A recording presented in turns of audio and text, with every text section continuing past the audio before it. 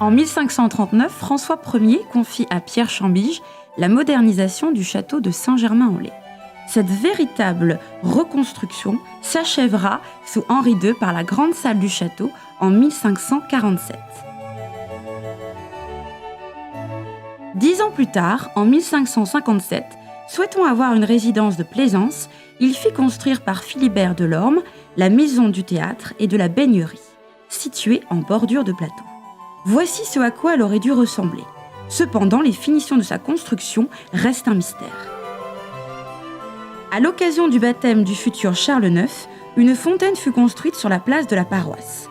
Lors des fêtes royales, il y coulait parfois du vin provenant des vignes bordant la Seine et le château. Le projet stagnera durant les règnes successifs des 3 fils d'Henri II. Il faudra attendre la fin des guerres de religion et le couronnement d'Henri IV pour voir se poursuivre la construction du château neuf. Les travaux reprennent en 1594 et jusqu'en 1610.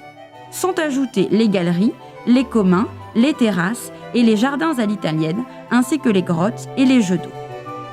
En ce temps-là, Henri IV aimait à se rendre en son château en passant par ses jardins. Le plus souvent, c'est à cheval qu'il y venait. Il arpentait tout d'abord le jardin des Canaux, puis le jardin en pente,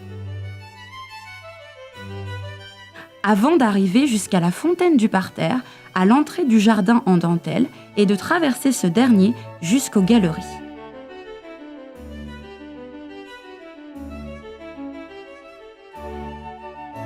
À cette époque, les 2 galeries toscanes et doriques renferment 7 grottes dessinées par les frères Francini. Ces grottes artificielles abritaient de merveilleux automates et jeux d'eau, comme la grotte du Dragon, celle des Orgues ou encore la grotte de Neptune, véritable prouesse technique pour l'époque et très grand divertissement pour le roi et la cour. Le mur des Lions, jouxtant ces galeries, est aussi l'un des derniers vestiges du château neuf. Sa restauration s'est achevée en 2016. Nous arrivons maintenant au niveau de la fontaine de Mercure et son escalier en hémicycle. Sur la droite, voyez l'oratoire où fut ondoyé Louis XIV, aujourd'hui appelé Pavillon Henri IV et hôtel-restaurant 4 étoiles.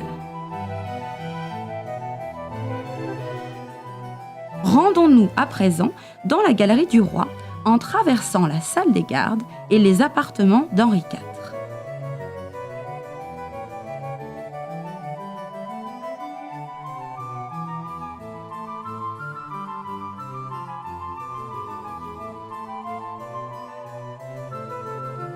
Dans cette galerie étaient exposés les tableaux de Toussaint Dubreuil, premier peintre du roi. 6 œuvres sur les 68 au départ ont survécu à la destruction du château en 1777 et 3 d'entre elles sont aujourd'hui conservées au musée du Louvre.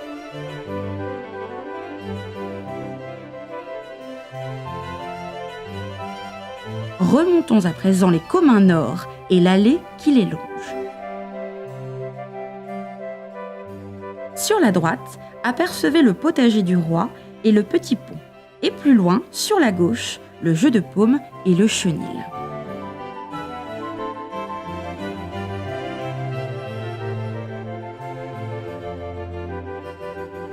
Grâce à cette vue d'ensemble, voyez la symétrie entre les différents bâtiments, communs nord et sud, les 2 corps de garde, ainsi que les 12 colonnes de l'entrée du château. Clôturons notre visite par le château vieux qui, lui, est toujours debout.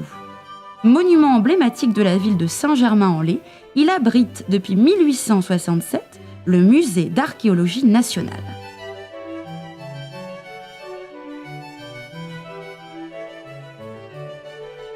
À l'époque, il fallait traverser la cour des cuisines pour accéder au château vieux, soit par l'entrée de l'abreuvoir en venant du château neuf, soit par l'entrée principale située derrière l'église. Ensuite, il vous fallait franchir le pont-levis. Aujourd'hui, vous pouvez entrer librement dans la cour, conservée presque à l'identique depuis François Ier. Vous pouvez y observer les façades et la chapelle. Bonne visite!